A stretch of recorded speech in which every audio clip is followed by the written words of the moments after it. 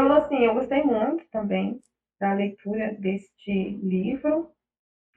É, sim, para o meu projeto, eu gostei muito, assim, do capítulo 2. Até que no meu resumo eu acabei me estendendo um pouco neste capítulo, porque ele fala de muitas coisas, assim, que eu julgo ser muito importantes para a gente analisar o documentário, né?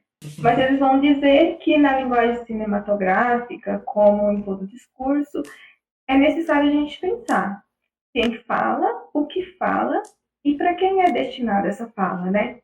Então, existe um quadro enunciativo que comporta essas pessoas que estão envolvidas no discurso, que diz do grande imagista, né, que seria aquele grande produtor daquele objeto, e também os atores e todo aquele quadro de produção da obra, e também aquilo que eles chamam de destinatário, né, que seria o espectador.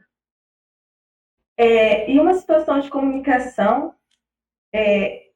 da história que existe envolvida na produção cinematográfica e, consequentemente, há um discurso nessa mostração de história.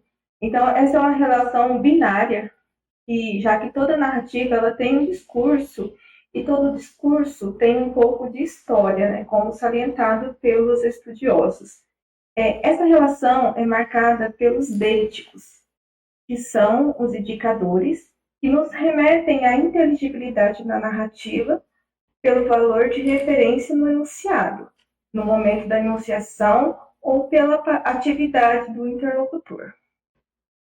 O fato dos deíticos interferirem na narrativa faz da linguagem cinematográfica um discurso orientado, né, em que essas relações entre os enunciados e a instância produtora do discurso fazem com que as marcas de subjetividade elas sejam muito importantes para a análise, assim como a investigação desses elementos deíticos que nos colocam, né, no lugar,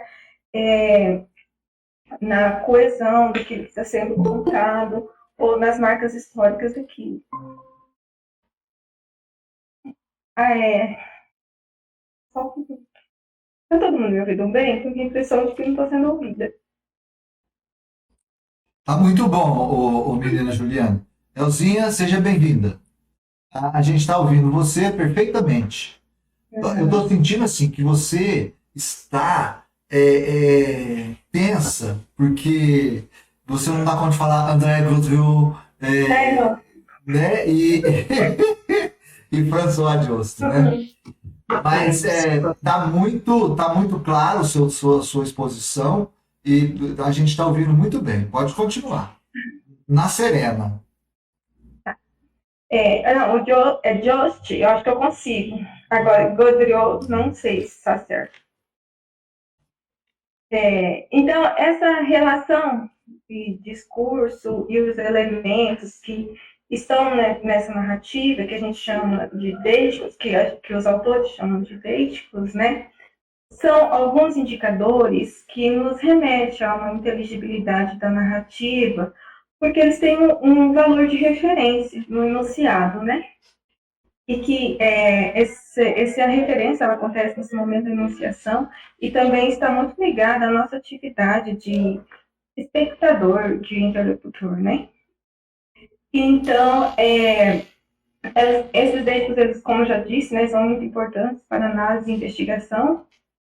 E nós temos o elemento da câmera, né? Que ela tem o poder de conduzir o nosso olhar através de uma instância que ela também pode ser muito complexa, como é determinada pelos autores, né? E essa complexidade toda, ela está envolvida na subjetividade desse grande pensador do cinema, que seria o grande imagista, que fica, né, subentendido que esse grande imagista seja não somente aquele diretor, mas toda aquela equipe que é responsável por esse discurso. Então, para os autores, né, a marca da subjetividade pode construir um olhar interno à diegese, e essas marcas da enunciação passam a fazer a parte do enunciado. Há um exercício cognitivo que engloba a instância produtora e o espectador. E assim a relação enunciado e enunciação acontecem nesses graus de complexidade que dependem do público, o conhecimento crítico que esse público tem sobre a linguagem cinematográfica, a idade e os fatores políticos e sociais que circundam a produção e a recepção dessa narrativa, né?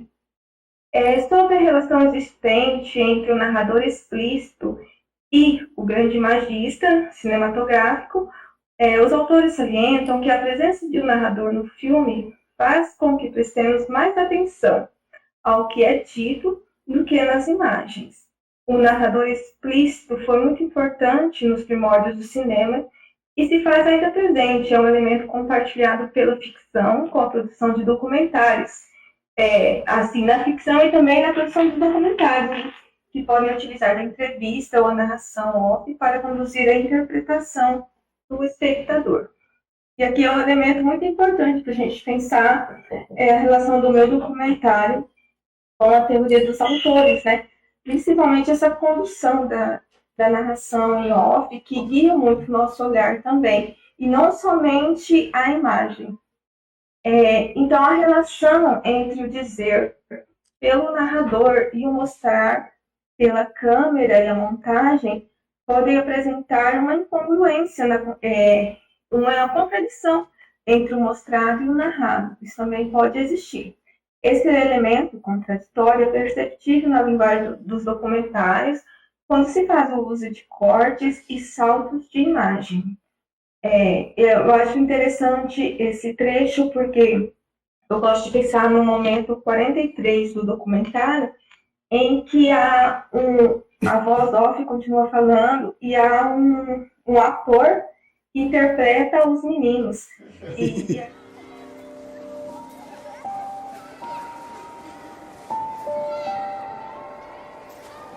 As alegações, segundo as memórias dos sobreviventes, é de que eles iriam para uma escola, eles iriam aprender um ofício, aprender trabalho, iriam se divertir, que tinha muito espaço, que, segundo o São Aloysio, que iriam caçar passarinho, iriam andar a cavalo. Mas tiveram apenas um ano de escola. E dali para frente a vida se restringiu sempre ao trabalho, em ritmo de adulto, do amanhecer ao entardecer. E aquilo é muito importante a gente pensar em os graus, né, de ficcionalidade, digamos assim, dos documentários que têm uma tendência a ser alguma representação muito própria do real e não através de um ator profissional. O narrador implícito, então, ele é tido como uma instância organizadora do discurso, o grande imagista da ficção, que no caso dos documentários pode ser um entrevistador ou um jornalista. No caso do Menino 23, a gente tem o historiador que está o tempo todo, né, conduzindo aquela narração. Os autores também salientam que o cinema é uma dupla narrativa por ser construído por 5 matérias de expressão. São as imagens, os sons, as falas, a escrita e a música. Essa dupla narrativa pode comportar, além da narração, uma subnarração. A subnarração é explicada na presença de um narrador segundo dentro do filme. O primeiro sempre será o grande imagista, né? E então, para isso, o autor vai citar a Sherazade nas Mil e Uma Noites, em que a personagem é um elemento intradiegético que possui o papel de narradora dentro da narrativa que a engloba. A relação entre narrador e mostrador acontece dentro do processo discursivo do filme. A subnarração é um elemento que opera na mistura das matérias de expressão existentes no cinema. Esse processo é nomeado pelos autores como o processo de discursivação fílmica, que aborda a encenação, enquadramento e o encadeamento, elementos que se estruturam em duas camadas. A primeira na narratividade, pela mostração, e a segunda pela articulação entre os planos. E os planos são concebidos, né, pelos autores como micronarrativas que resultam do trabalho de filmagem e montagem. Para os autores, a voz caracteriza o seu índice narrativo e pode apresentar características como a voz over e a voz do narrador, sendo a primeira a relação de sincronia da voz e a representação da personagem, que seria um narrador que conta a sequência dos fatos não estando na cena. E a vozinha, a voz que o narrador está na cena que descreve. A voz over ainda pode ter diálogos imbricados, sendo ligada ao narrador, e a voz aos personagens. Podem também substituir o diálogo dos personagens ou trazer duas vozes para uma mesma personagem ou uma única voz para duas personagens. Nesse sentido, a voz over tem o papel narrativo de estabelecer uma relação entre a imagem e o que é dito pelo filme. Seria uma tipologia teórica que visa estabelecer a contiguidade entre a voz e a imagem. E isso é muito importante porque os autores vão estar o tempo todo explicando para nós, né, que ele quer mostrar a relação entre o contar e mostrar da linguagem cinematográfica. Lá no capítulo 4, eles vão falar sobre o espaço da narrativa cinematográfica, né? E os autores conceituam a relação espacial da narrativa fílmica. Então, a imagem é descrita como uma unidade básica e o seu significante está ligado a um alto grau de espacialidade, adquirindo uma prioridade sobre o tempo. Os autores defendem que o tempo na linguagem cinematográfica está ligado ao espaço. Então, existe toda uma caracterização espacial, né, pela imagem para nos transmitir a ideia de tempo, contrária do código verbal, que se já é da literatura, né, que se utiliza do código verbal para que nos situe na temporalidade da narrativa. O espaço cinematográfico é proeminente à ação mostrada, podendo estar numa montagem que inclua a tela escura como a parte diegética do filme. Então, numa cena que a tela escura esteja presente, ela também está contando alguma coisa para nós. A montagem é um elemento manipulador do espaço que pode permitir pulos espaciais por meio de múltiplos lugares em favor da mostração da história.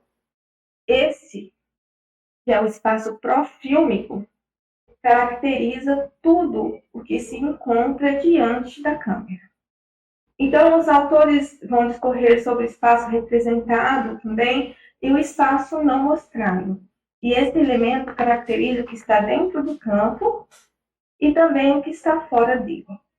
O enquadramento é uma questão de escolha estética em que a ênfase em algo exclui a visualidade de outro elemento, o que não quer dizer que ele não esteja ali.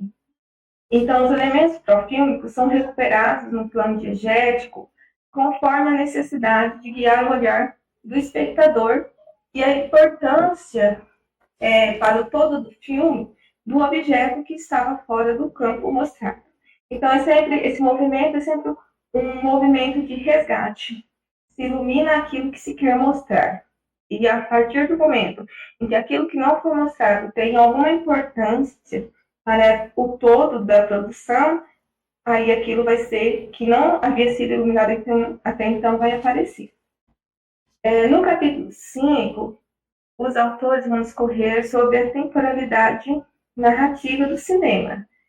Então, os autores vão comentar que a linguagem cinematográfica apresenta a característica da presença. Então, ela sempre passa uma noção de que a gente pode estar lá, que é contrário, por exemplo, da linguagem verbal, que se utiliza do código verbal para representar o tempo. O cinema é sempre presente pela atualização da imagem e há um movimento dual nessa questão.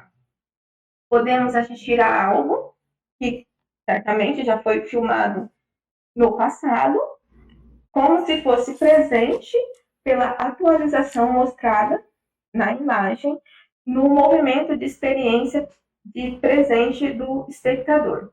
Eu acho interessante um diálogo com o Paul Ricoeur, né? Porque a gente vai falar do tríplice presente, então se encaixa muito bem nessa questão levantada pelos autores da atualidade da imagem presente. A imagem cinematográfica também é conceituada pelos autores como a propriedade do modo indicativo. Então, o contato com a obra sugere a duração da realização de um processo e em seu acabamento, correspondendo ao aspecto verbal do perfectivo, e os termos inicial e final, no curso de realização do processo, que ainda não concluído, é conceituado como um aspecto imperfectivo.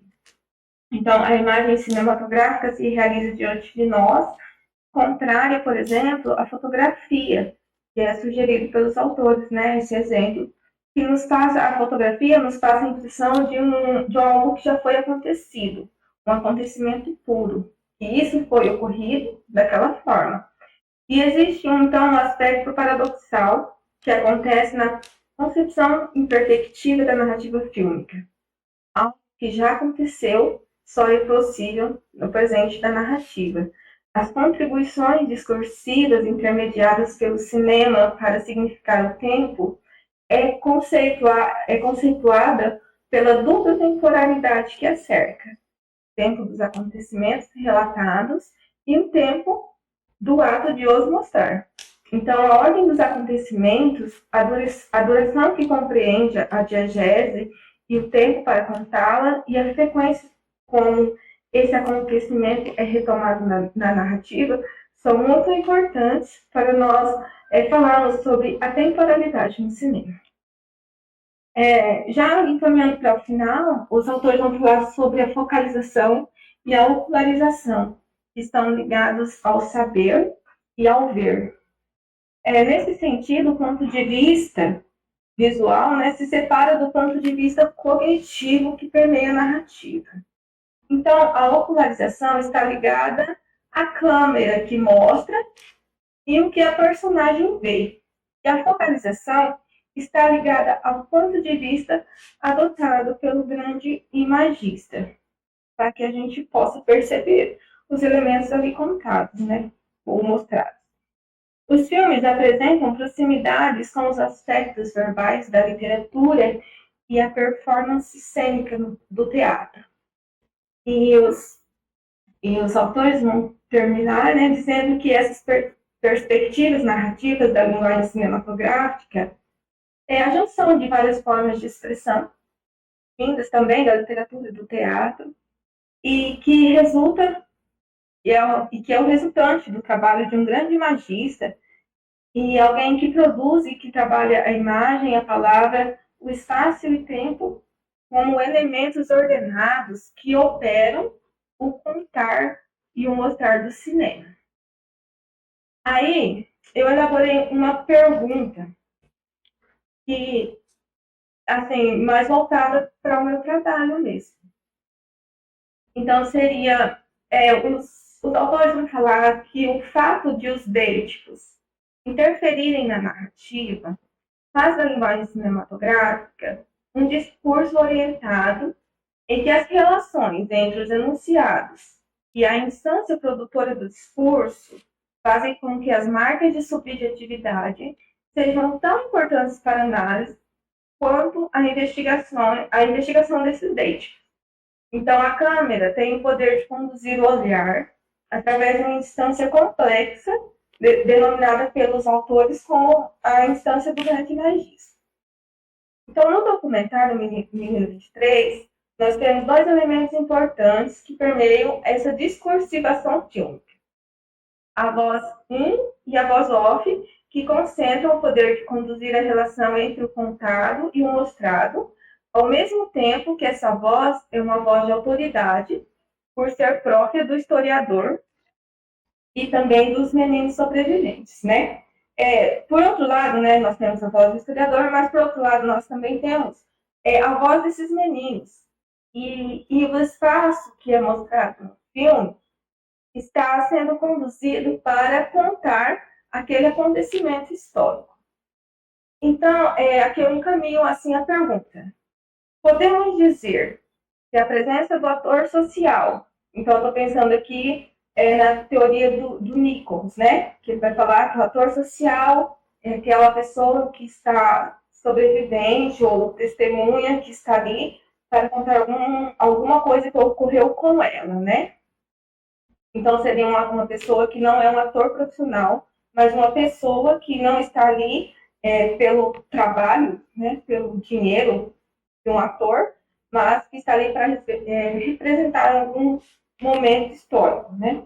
Então, podemos dizer que a presença desse ator social, ele apresenta alguns graus de hierarquia entre o historiador e o sobrevivente. E nós também podemos considerar o elemento história. Então, considerando que o documentário tem uma pretensão historiográfica. Então, aqui eu digo história no sentido história da humanidade, como um elemento deítico, e não apenas a espacialidade mostrada,